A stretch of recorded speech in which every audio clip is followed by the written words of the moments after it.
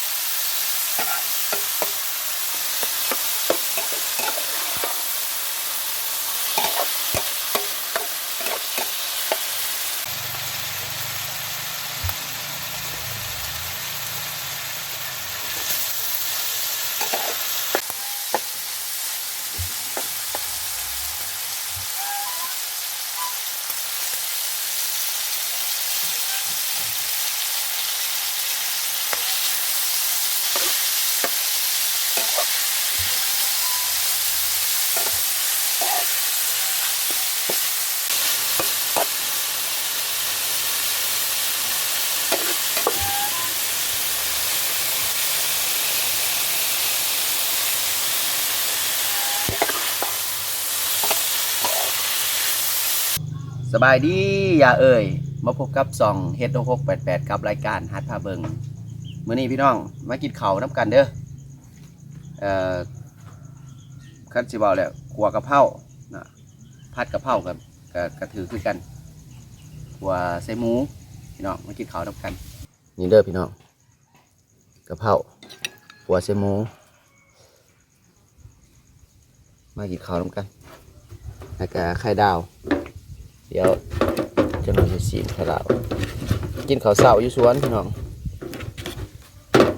แต่ว่ามื้อนี้กินผู้เดียวเพราะว่าเล็กหน่อยเพิ่นกินแล้วแหละคำใหญ่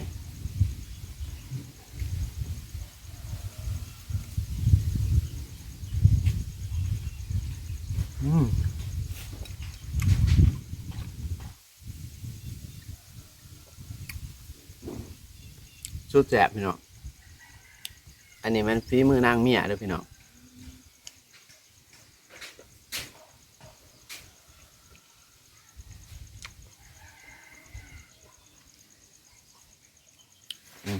ช่วงโควิดบ่ได้ไปใช้ดอกพี่น้องเอ้ยมีตั้งแต่อยู่เพื่อนนี่แหละ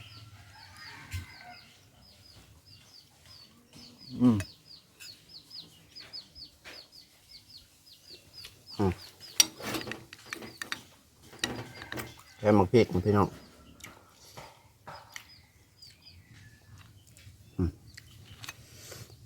พริกหลายๆ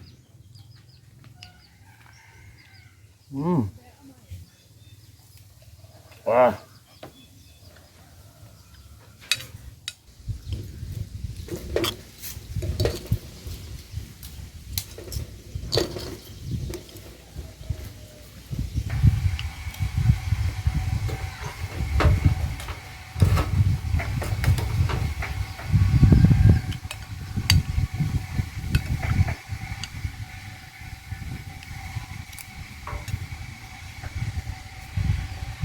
มากินข้าวกันแล้วพี่น้อง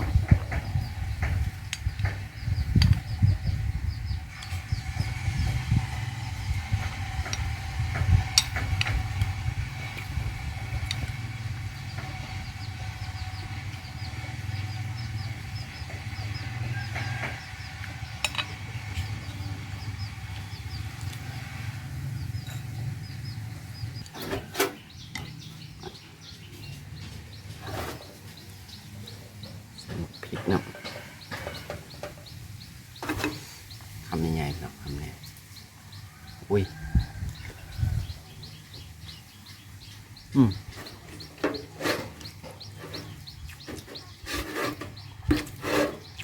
กินข้าวกันนะพี่น้อง